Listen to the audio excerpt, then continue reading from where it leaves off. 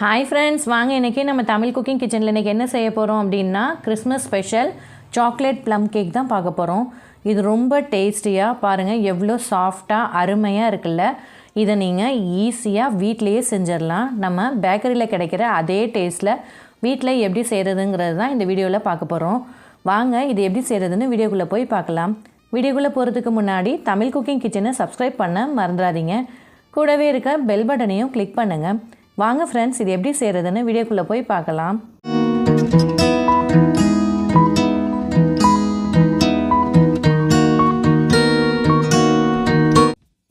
இப்போ இது செய்கிறதுக்காக ஒரு மிக்ஸி ஜார் எடுத்துக்கோங்க. இப்போ இதில் நம்ம ஒரு 2 சின்ன சைஸ் பட்டை எடுத்துக்கோங்க, 4 கிராம்பு எடுத்துக்கோங்க, ஒரு 4 ஏலக்காய் எடுத்துக்கோங்க. இப்போ இதை நம்ம நைஸாக பவுடர் பண்ண போகிறோம். இது சின்ன குவான்டிட்டியாக இருக்கனால உங்களால் பவுடர் பண்ண முடியாது. அதனால் இது கூட ஒரு ஸ்பூன், அதாவது 1 டேபிள் ஸ்பூன் அளவுக்கு சர்க்கரை சேர்த்துக்கோங்க. இப்போ இதை நல்லா நைஸாக பவுடர் பண்ணி எடுத்துக்கோங்க. இப்போ இதை நல்லா நைஸாக பவுடர் பண்ணி ஒரு பவுலுக்கு மாற்றி வச்சுக்கோங்க.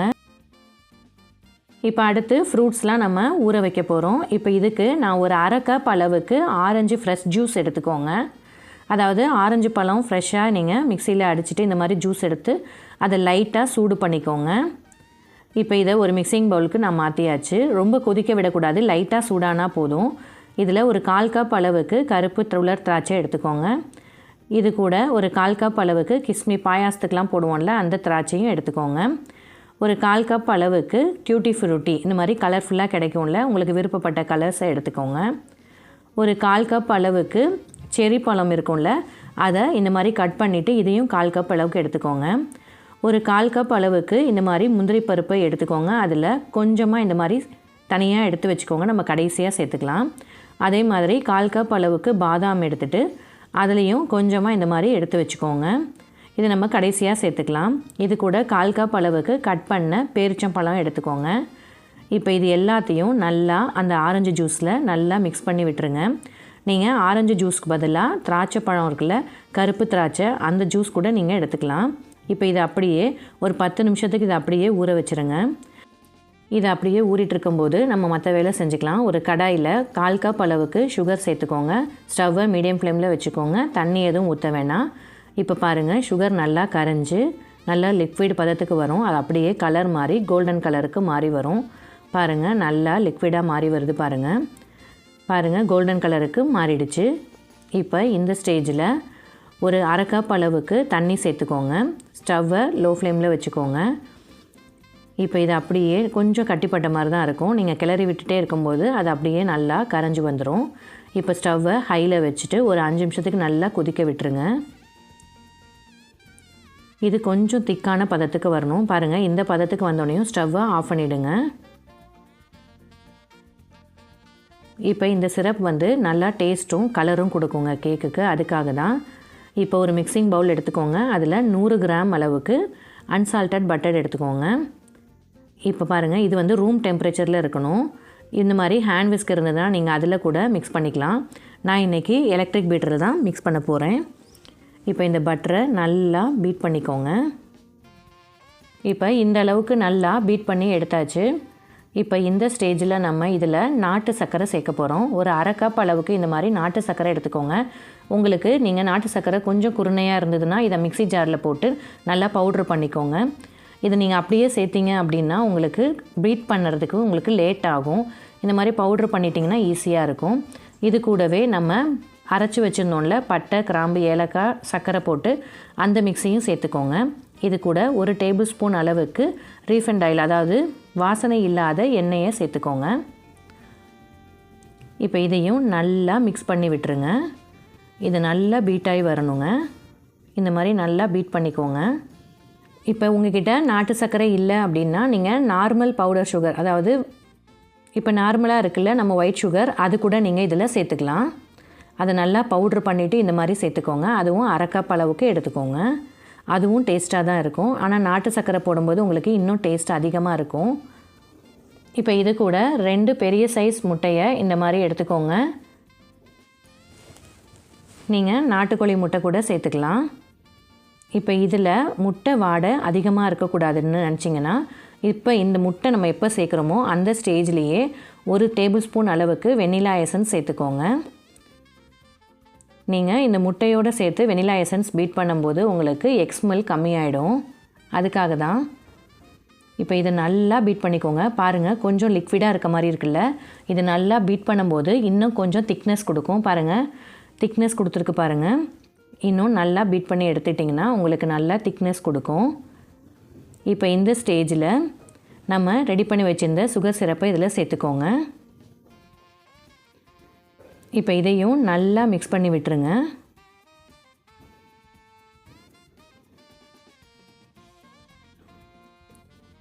இந்த சுகர் சிரப் ஏன் சேர்க்குறோம் அப்படின்னா இது வந்து கலருக்காகவும் நல்ல ஒரு டேஸ்ட் கொடுக்குங்க.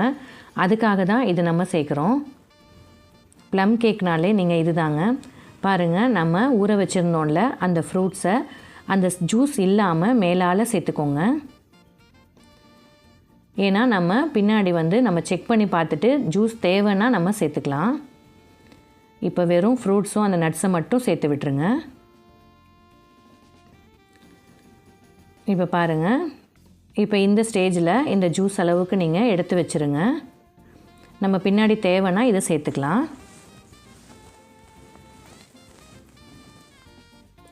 இப்போ இதையும் ஒரு ஸ்பேச்சுலா வச்சு நல்லா மிக்ஸ் பண்ணி விட்டுருங்க.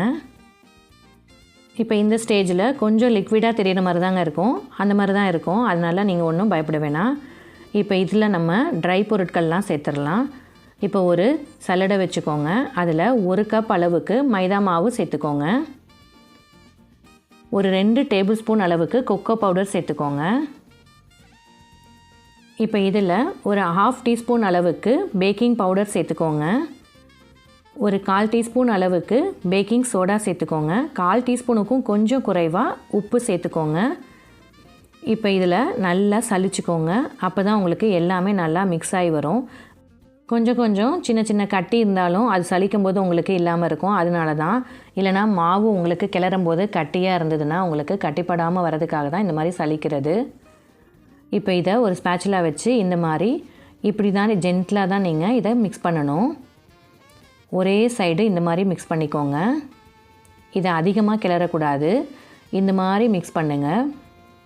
இப்போ பாருங்கள் கொஞ்சம் திக்காக இருக்க மாதிரி இருக்குல்ல, நம்ம எடுத்து வச்சுருந்த அந்த ஆரஞ்சு ஜூஸை இதில் சேர்த்துக்கோங்க. உங்களுக்கு எந்த அளவுக்கு தேவையோ அந்த அளவுக்கு மட்டும் சேர்த்துக்கோங்க. அதிகமாக சேர்த்துறாதீங்க. நான் இப்போ எல்லாமே சேர்த்துட்டேன். எனக்கு எல்லாமே தேவைப்பட்டனால நான் எல்லாத்தையும் சேர்த்துட்டேன். உங்களுக்கு எந்த அளவுக்கு தேவையோ ரொம்ப தண்ணியாக இருக்கிற மாதிரி பண்ணிடாதீங்க. இப்போ நம்ம எடுத்து வச்சுருந்த அந்த நட்ஸு, அதாவது முந்திரியும் பாதாமும் எடுத்து வச்சுருந்தோம்ல, அதை இதில் சேர்த்துக்கோங்க. இப்போ இதையும் நல்லா மிக்ஸ் பண்ணி விட்டுருங்க.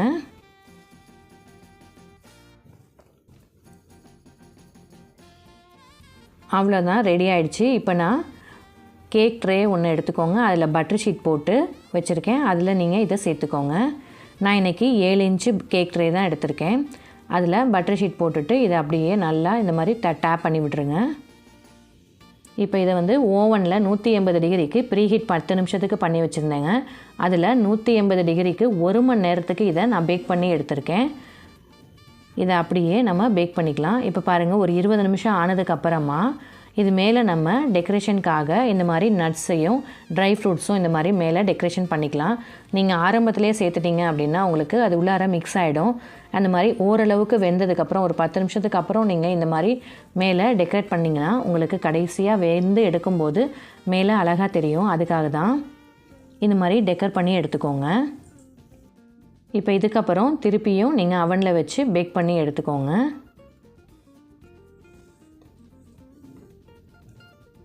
இப்போ பாருங்கள், நமக்கு நல்லா வெந்து வந்துருச்சு. இந்த மாதிரி ஒரு நைஃபோ இல்லை குச்சியோ வச்சு நீங்கள் குத்தி பார்த்தீங்க அப்படின்னா உங்களுக்கு அதில் ஒட்டாமல் வரணும். இதுக்கு மேலே லைட்டாக பட்டரை இந்த மாதிரி தடவி விட்டுக்கோங்க. இதை அப்படியே ஆற விட்டுருங்க. இப்போ ஆறுனதுக்கப்புறமா சைடில் இருக்க அந்த பட்டர் பேப்பர்லாம் நம்ம எடுத்துடலாம். பாருங்கள், நல்லா ஆறிடுச்சு. சைடில் இருக்க அந்த பட்டர் பேப்பர்லாம் எடுத்துருவோம். இப்போ இதுக்கப்புறம் நம்ம பாருங்கள் கேக்கை ட்ரேலேருந்து எடுத்தாச்சு. கீழே இருக்க பட்டர் பேப்பரும் இந்த மாதிரி எடுத்துடலாம். அவ்வளோ அருமையான நம்மளோட சாக்லேட் ப்ளம் கேக் ரெடி ஆகிடுச்சு பாருங்கள். இது நல்லா ஆறுனதுக்கப்புறம் தான் இந்த மாதிரி கட் பண்ணணுங்க. பாருங்கள் எவ்வளோ சூப்பராக இருக்குல்ல, மேலே பார்க்கவே அவ்வளோ அழகாக இருக்குது. இது ரொம்ப ஸ்பாஞ்சியாகவும் டேஸ்டியாகவும் இருக்குங்க. இப்போ நான் எடுத்து காமிக்கிறேன் பாருங்கள். வாவ், அருமையான chocolate sponge plum cake ready ஆகிடுச்சு பாருங்கள். எவ்வளோ சாஃப்டாகவும் ஸ்பாஞ்சியாகவும் இருக்குல்ல, அருமையாக இருக்குங்க, ரிச்சாகவும் இருக்கும். இது நீங்கள் வீட்டிலையே செஞ்சீங்க அப்படின்னு யாருமே நம்ப மாட்டாங்க, அந்தளவுக்கு டேஸ்ட்டாகவும் சூப்பராகவும் இருக்குங்க. அவ்வளோ அருமையான இந்த சாக்லேட் ப்ளம் கேக்கை இந்த கிறிஸ்மஸ்க்கு நீங்கள் கண்டிப்பாக செஞ்சு வீட்டில் இருக்க எல்லாத்தையும் அசத்துங்க. இதை நீங்கள் செஞ்சு பார்த்துட்டு உங்களுக்கு எப்படி வந்துச்சுன்னு கமெண்ட்டில் சொல்லுங்கள். இந்த வீடியோ உங்களுக்கு பிடிச்சிருந்ததுன்னா உங்கள் ஃப்ரெண்ட்ஸ்களுக்கும் ஷேர் பண்ணுங்கள். Thank you friends.